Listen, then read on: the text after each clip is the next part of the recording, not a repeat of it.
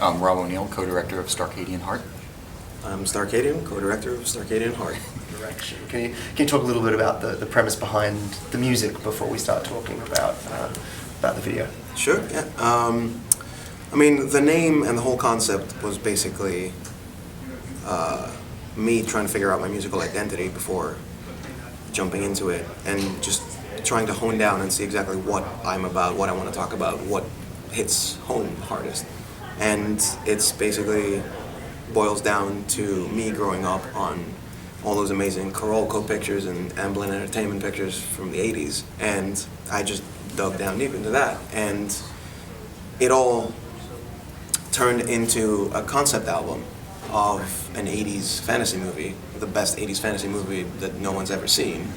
And the album, called Sunset Blood, is basically the 25th anniversary edition, as if reinterpreted by modern artists or whatnot.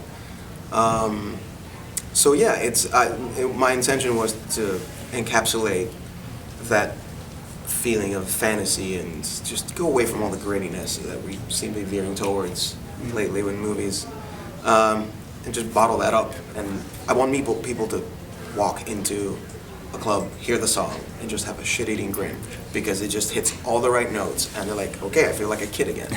And it's just maximalist. There's so many things crammed into one song. It's a narrative. Every song is a 3-story arc. So it starts, and then there's tension, there's conflict, and then it resolves in a big epic whatnot, arpeggio or solo. So yeah, that's always kind of like the driving force behind the whole thing.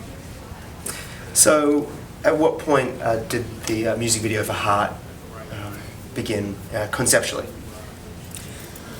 It was March. Yeah, you had sent me an early version of the track, and I had just been listening to it over and over again. Yeah, it was around March of last year, and we sort of went back and forth on a brief, kind of a pitch on the whole thing, and then went into an automatic, and yeah, with a month later, we got a full video done. Yeah. There are some great, I think, influences in that overall look to it. Everything from Tron to Inner Space. You know, Yeah. what did kind of build the vision for this for the artistic qualities of the video? Yeah, I think we looked at a lot of great references. I think we just sort of, I mean, I know during that time I just immersed myself in Last Starfighter, Yeah, that was a big one. Back to the Future, I mean, Enemy Mine, like anything I could get my hands on to just sort of like soak it up and just think about all the little details that we would need to reintroduce into this. And yeah, I mean, we actually come from a visual effects background, so part of it was also creating visual effects that didn't look contemporary, didn't look super modern and slick, but actually kind of fit that time period as well. So a lot of that, the art side of it is also driven by sort of trying to dial back the technology a little bit to get back to that place and time. It's the critical response has been phenomenal for the video. Obviously, we're sitting here at South by Southwest where it just got shown, and I think Vimeo was one of their picks. So, for a music video to get that sort of response from the artistic community, what does that mean to you? It means everything. I mean, we're really just trying to take people on a journey, and yeah, so it's meant the world, and showing it here has been really exciting. Yeah, I agree. I think it really kind of made it worth it. I mean, it's all about seeing that people like it and they connect to something you do. It's such a humbling thing to even have 10 people on, say, SoundCloud to be like, hey, I love that track. That really just changes it. And I mean, the fact that it was in South by Southwest is obviously an amazing bonus, and we're really excited and humbled to be here. But even before that, we were just floored by the fact that people just loved it. Yeah, and seeing it on the big screen in a dark room, and it was kind of awesome. Yeah, We was watching it in various ways, but seeing it in a big theater with a crowd and hearing that applause when it was over was it was just awesome. It was really kind of Pretty like awesome, that, yeah. the big picture like come together. Yeah.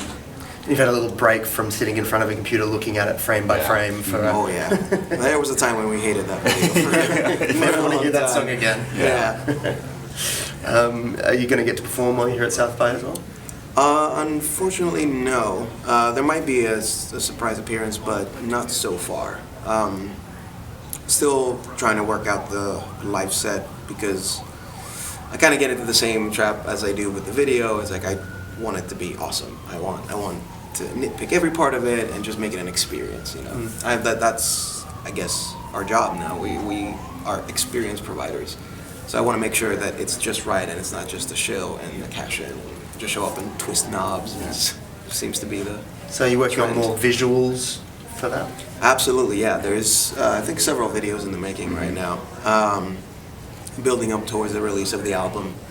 Yeah, and the hope is, the plan is to basically build an anthology of videos that put together make the movie, make a giant movie. So we're slowly building the mythos of Starcadian and where it comes from and all this stuff.